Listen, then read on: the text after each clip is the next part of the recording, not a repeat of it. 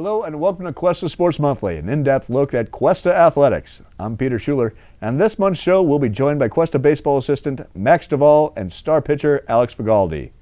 We'll also welcome swimmers Calvin Gonder and Andy Miller from the swim team. And just before we go, we'll steal a few moments with Athletic Dean Jason Curtis. First up on Cuesta Sports Monthly is baseball.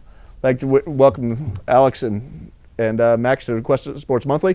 You guys had a tremendous season this year, going off to the playoffs as the number 13 seed. What are kind of the changes for you guys? Alex, last year you got to redshirt when the Cougars missed the playoffs for the first time in 19 seasons. Yep. What are some of those changes that you've seen this year as a player? The first thing that comes to mind is I feel like it's a lot closer group of guys.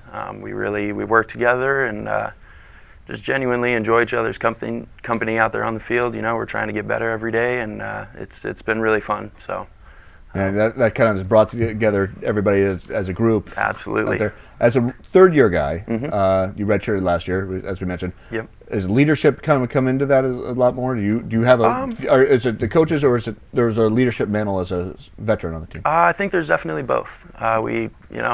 Great coaching staff in place, and we have quite a few third-year guys and a lot of second-year sophomores as well that have kind of taken it upon themselves to make sure that the freshmen are going along the right path, and it's great. We've all come together now, so it's exciting to see. And then, of course, you have Max here, who's an assistant coach this year. Max also was on 2 playoff teams here at Cuesta and an all-state player. Coming back now as a player, now as a coach, star, and now working for your old coach. How's that role changed for you, and how do you feel like you've been influencing the team? It's definitely a learning curve. Having Coach Miller, he's been doing such a great job for so long. It's been, different learning from him as a player, as a coach. The relationship's a little different, but at the same time, I feel closer to him. I can, ask him questions that I might have been afraid to ask him as a player. And it's been, really enjoyable experience. Now, do you feel, you're still relatively young compared to Alex and all these guys, as you feel having that leadership role as a coach, is different than as you had as a player? Do you feel that separation as a player and a coach? A little bit. I think I'm still young enough and still not far enough removed from the game to where I still have those player mentalities as opposed to maybe the coaching nuances. But I think it also helps me relate to the players, being on the younger side. I can, relate to them more as a player than, what I might be able to do as a coach. Okay. Well, now last year you guys had a struggle, and you guys got to watch it from the sidelines. Yeah. Yep. This year started off 0-6. You personally were 0-4. Yep. Now, did you feel that were you worried that was going to continue, or did you guys just said, let's just keep going, we got what we need, let's keep kind of move on? Yeah, there was no element of worry. We started off slow, and we had some things that didn't go our way, but ultimately, I think we all kind of had faith in the team that we were. We did well in fall, and we pressed on. Here we are. So now you've had a tremendous change. When you first pitched for Cuesta, probably were a closer on a team that went to the playoffs. Very nice low ERA. I think I looked it up. It's 1.86, a couple of saves. Beautiful season. Yep. You sat out last season. Coming back this year, you had that. Now you've become the workhorse of the staff. Instead of throwing a few innings here at the end of the game, now you were throwing deep into the games. How has that transitioned the mentality from coming in late to actually being your own? You've a lot of times this year you've been the starter, your own middle reliever, and your own closer. So how's that mentality changed for you? I'm still a closer at heart, I feel like, and so I try and close out the first inning and then close out the second inning and just take it that approach. You can't really ease into a start and expect to do well, but the transition for me wasn't too bad. Really, it's more of the things you do during the week and preparing for the next start and all that. So definitely different, but I'm enjoying the challenge. Did you have that kind of mindset that you were going to be in this role last year? Were you working up kind of, because you've had 3 complete games, some of them large pitch counts in some of them. Yeah. There's got to be a physical change there for you. Yeah, maybe a little bit. I kind of got warmed up, I got warmed up to it a little bit over summer. I got to have a couple of starts under my belt over summer, and it really just rolled into fall, and baseball's year round, so it's been training for it for a while. So I'm used to it at this point. You're up in Victoria this summer with Coach. Coach Miller. Yeah. So he had a very good idea of what he was expecting from you this year, and he had very high hopes from you. Yep. And this year I got to say, I was looking at the stats that right now the team ERA of 3.02 is the best in school history at this point. So good luck the rest of this weekend. So keep that one going. I know the pitching staff and your leadership there has been a big part of that. Max, going on back to you a little bit. After Cuesta, you went on to Hawaii, played a couple years at the Division I level. How was that? Seeing that level, how can you bring that back to the younger players? Expect what they can expect at the next level, and some of these guys are looking to go on. There's definitely a learning curve. But if you can play baseball, you can play baseball. It's just about getting physically stronger, a little bit mentally stronger, developing more wholly as an athlete. But that's why Cuesta is such a great opportunity for a lot of ball players. It allows for that change to happen. Get some innings under your belt as an athlete, so you can get to that next level and really excel. Now, do you enjoy your times in the islands there? I really did. I really enjoyed my time out there. That's good. Now, Alex, I know we're getting ahead of ourselves. We have a big weekend this weekend, going down to Garden Grove to face number 4 Golden West, and they're coming out of a very tough conference. But it's a short series. Again, the strength in playoffs is pitching, and that's going to be where that rotation and that team ERA is going to come into place. Yeah. But moving on beyond that, what are your plans for next year and beyond? I haven't decided yet. I'm remaining undecided, and I kind of made a promise to myself a while ago that I was going to finish this season before I worried about next season. So I'll be sure to let you guys know when I know. Okay, because we're looking forward to it. We want to know. Yep. We always enjoy watching our players move on and go to the next level. But what was it about Cuesta? You're from up in Sacramento area. Max is a local boy. Yeah. What was the thing that brought you to Cuesta College? I knew it was a great tradition here that, as far as baseball and the education and whatnot. And I had a couple of family members who were going to Cal Poly and attending Cuesta, and came down for a visit, saw the field, saw the program, and I fell in love. I loved it. So it's a great opportunity and a lot of good things in place. So. All right, Max, real quick, 30 seconds. Give me your recruiting spiel for Cuesta College baseball as an assistant coach. Cuesta's it's a great place to come play baseball. Beautiful weather year round. Coach Miller's really done a great job with this program, and if there's people who are willing to help you get better as an athlete and help you develop as a baseball player.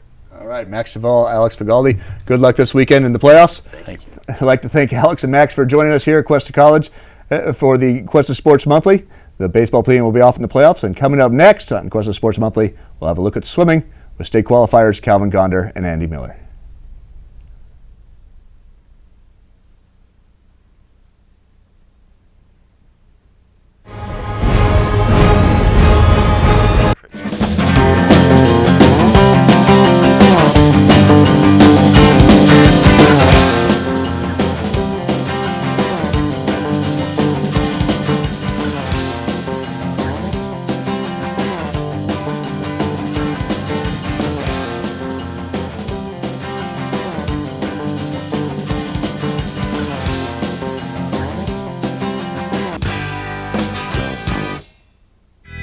This program is produced by Cuesta Broadcasting. Start your radio, TV, and film career at Cuesta College.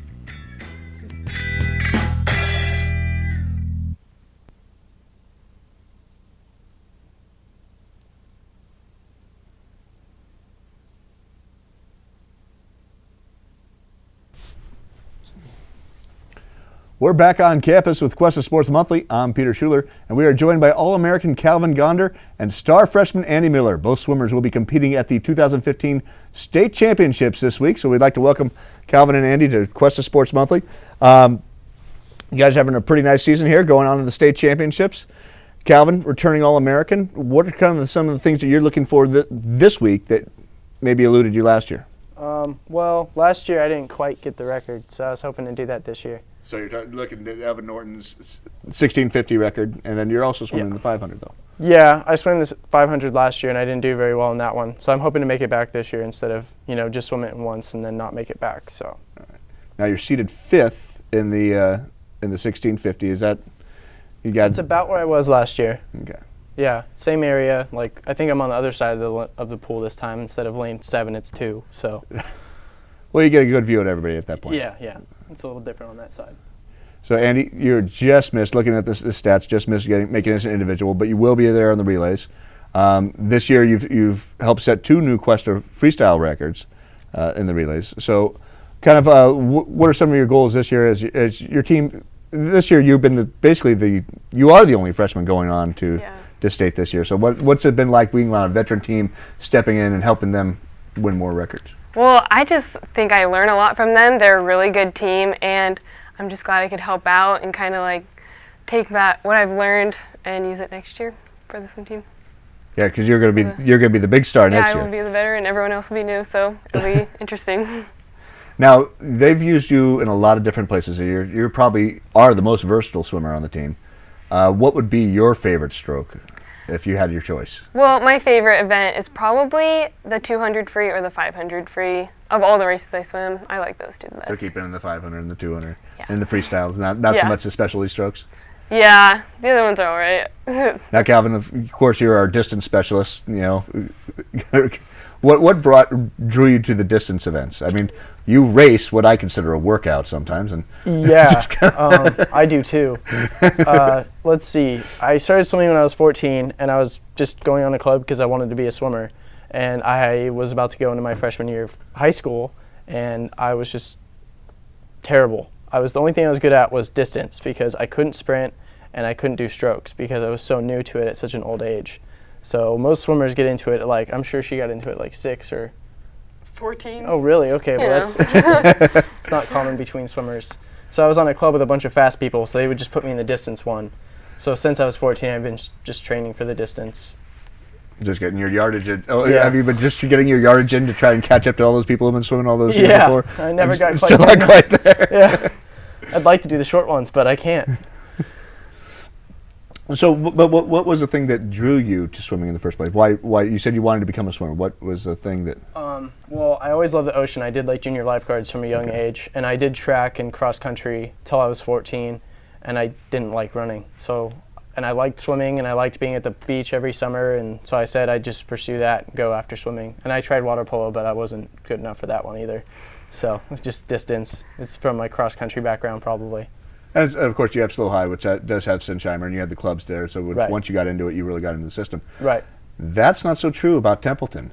Templeton hadn't had much success as an aquatic school because they didn't have a pool. Right. Last year we had Haley Mariucci come out as our first Templeton swimmer, I think. Mm-hmm. She went on to earn All-American on a relay. Now we have you, who are in position to set up another great relay time this year. What is it about Templeton High School swimming that it's starting to produce swimmers like you and Haley?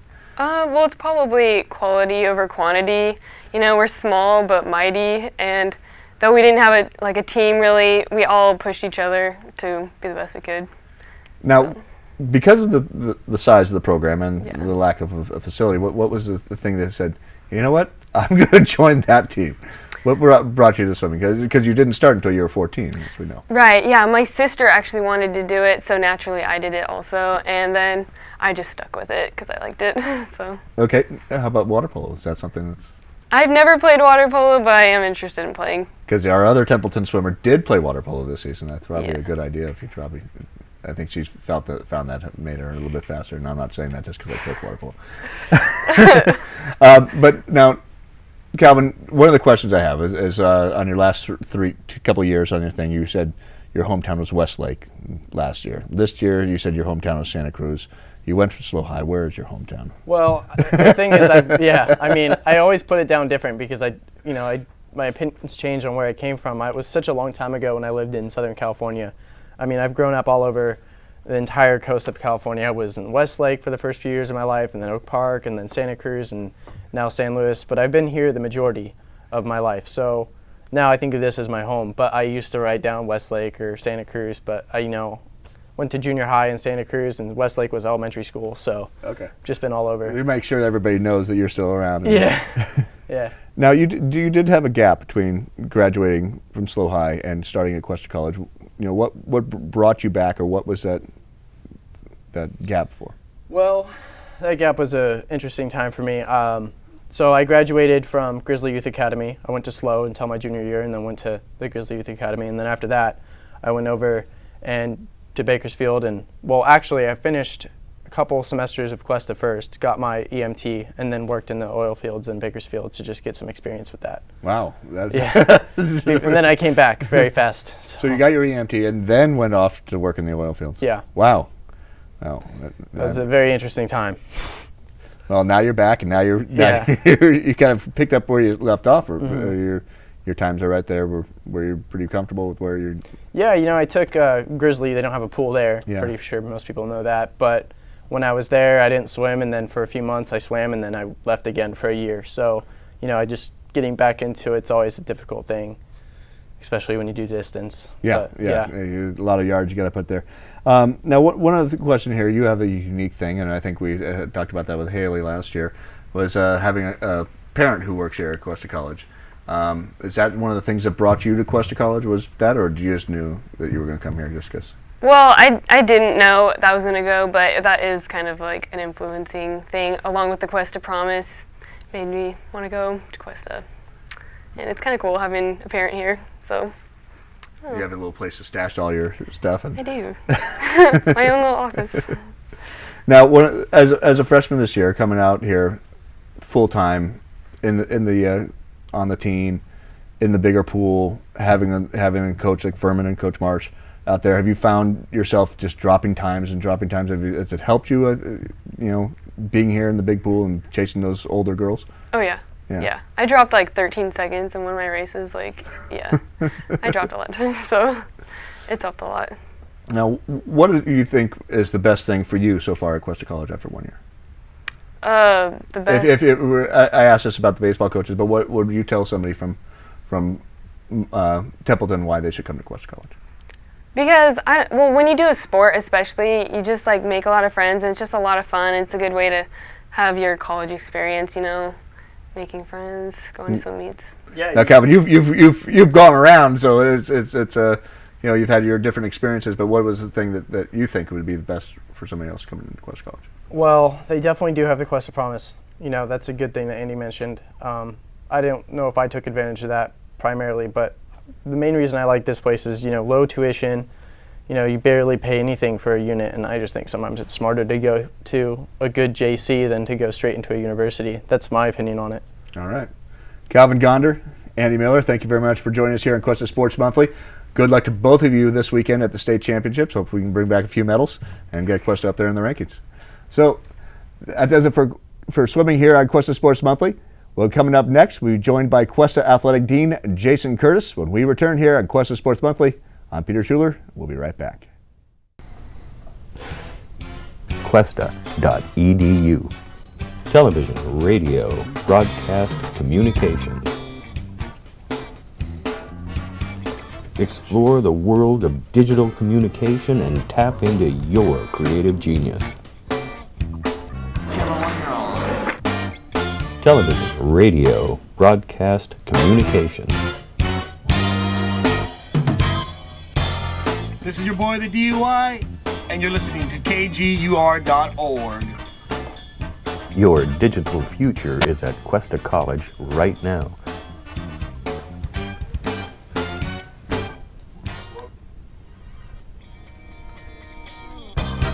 Log on to Cuesta.edu now for enrollment dates and class information.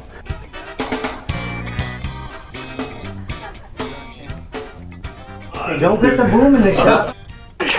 Blowing it, bro. Cuesta.edu. We're back on campus with Cuesta Sports Monthly. I'm Peter Schuler, and we're joined right now by our new dean and former Cuesta student, Dr. Jason Curtis. I'd like to welcome Jason to Cuesta Sports Monthly and to Cuesta College here. I know you've been here almost for a good long time now. Not so new anymore. You've been through the wars a bit, but just like to welcome you here. Back, I should say, a former Cuesta student. You grew up down, or went to high school down in the Anaheim area, and then up to Cuesta College. What was that transition? How come you first came to Cuesta College the first time? Well, actually, I came to Cuesta as a student who had gone straight from high school to a four-year institution, did pretty well in high school, went straight to a four-year college.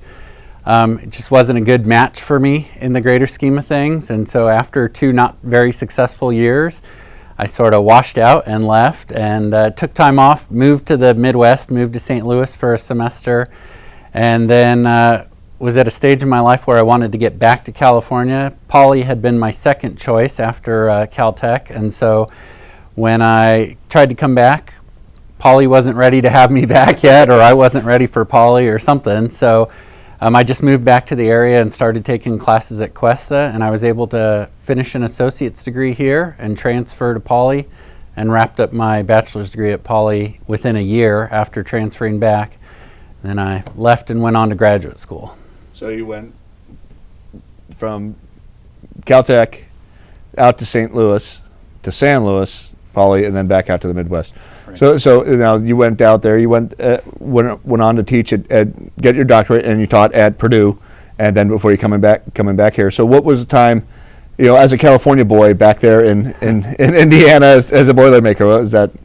Well, it was interesting because when I was finishing up at Poly and I was looking at grad schools, I did pretty well in the GREs, and so I had a pretty good choice of graduate schools, but I thought it was time to move out of California, and the cost of living is pretty high in San Luis Obispo, and so I thought I'm going to move someplace where my grad student stipend will go further, and so I was looking mainly at schools in the Midwest, sort of East Coast, South Carolina sort of thing. And I ended up finding a really good match with my graduate mentor at Purdue, and so got my PhD in biology, had 8 good years at Purdue, finishing up my PhD, and after the 7th year I actually got a faculty job at a Purdue regional campus. The Indiana weather never really meshed up with me well. Those who haven't spent a lot of time there might be surprised to know that I feel like spring was about 3 weeks long and fall was about 3 weeks long, and then there was this really hot, humid period in the middle, and then about 8 months of this really gray, cold stuff that I guess they call winter. So we haven't had that this year. No, not too much. I mean, there's been a little bit of gray, but not like that. So, but when you left there, you're head of your department. Is that right? Yeah, department chair for a biology and chemistry department. And then you came to Cuesta, taking an administrative job. Was that tough? Was teaching one of those things was kind of in your blood, or was this kind of a natural transition for you? I'd like to think both. I mean, during my time at Poly, I considered going to graduate school to get like a master's in science teaching, and so I really was interested in teaching biology or teaching science, maybe as much as middle school or high school. But at the end of the day, various people convinced me to go ahead and get a PhD, which meant that you're really best prepared for teaching at the college level. I was really happy as a college faculty member. The campus I was at, Purdue North Central, was a pretty small campus and about 3,500 undergraduates, and I really enjoyed that. And I taught mostly first-year biology, first-year students, and so I felt like I hadn't lost touch with the community college mission, really working with students during their first year or two of college. And over the years, I did love being a faculty member, but there was a lot of things that needed to be done around campus, and so I gradually took on more and more responsibility. I was chair of faculty senate and other things, and then became department chair. And so it just felt like I was moving in that administrative direction. So, I mean, you, obviously, if you're going to teach at the elementary or the secondary level, and then at the college level, there has to be a passion for that. And I think that's something. And the question is, how does that inform your role as a dean? Because you have this passion for teaching, the understanding of teaching. How does that work with your administrative philosophy? One of the hardest things for me has been not teaching this year at Cuesta. You know, I really did enjoy it, and I missed that part. It was nice, actually. One of my roles as dean is I get to or have to evaluate full-time faculty, and so I spent a lot of time, particularly in the fall, visiting faculty in lots of different disciplines in their classrooms. So I got to evaluate a cross-country course, a biology course, a physics course. I got to see a lot of different teaching in our cluster, and that, at least spending an hour in 22 different classrooms, really helped keep me grounded, I think. And I was able to share some ideas about teaching and ways to improve teaching, and for the most part, I think it was well received and people appreciated the feedback. And so I think that part will help keep me sane, keep me connected to the teaching piece. Now, when you talked about your cluster, it's a wide-ranging cluster. It is. You want to talk a little bit about kind of where you, I mean, we obviously know where you have an expertise there in sciences, but where you're finding yourself learning a little bit more. Yeah, so the cluster covers, for those that don't know, nursing, allied health, math, physical sciences, biology or life sciences, kinesiology, athletics also. So that's a pretty broad range of disciplines. The biology, the math, physics, that part I felt pretty good about because of my previous experience at Purdue. The newest things for me were the nursing and allied health piece, although I had done some work with nursing faculty at Purdue. The athletics was a pretty new piece. We have way more sports here at Cuesta than I had at Purdue North Central, and probably about twice as many sports teams. And so that's been a piece that I've really been excited about, you know, sort of taking on and learning more about. Luckily, the people here, you know, Bob and the crew have things pretty much organized and in line, and so it's been easy for me to step in and learn sort of how some of those processes go. Now, we're doing these things. Kind of real quick, what would be your goals for your division right now? As you're you've kind of gotten a year under your belt almost, kind of got a feel for it. What are you looking at as your goals? Yeah, well, for the cluster, you mean? I mean, I think this first year I've really just been trying to figure out how things work and how the processes work. And it's been a big change coming back to the California community college system. Indiana's pretty different. You know, the faculty aren't unionized, and some of the rules and legislation about education are different. And so it's been important for me to figure out sort of how those pieces work. Now, moving forward, you know, we've had a lot of good things happen this year with the bond, with accreditation sort of no longer hanging over our heads. I'm really hopeful that we can move on and do some new things. Really just try some new initiatives, whether it's reaching out to students in different ways, trying some new ideas, trying to go out and go after some bigger national grants, whether it's National Science Foundation or some Department of Education grants. We've just left a lot of that on the back burner while we've been fussing about the accreditation over the last couple of years.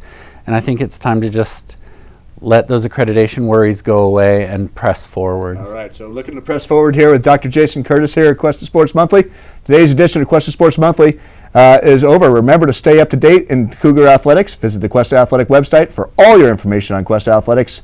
We'll see you next time on Cuesta Sports Monthly.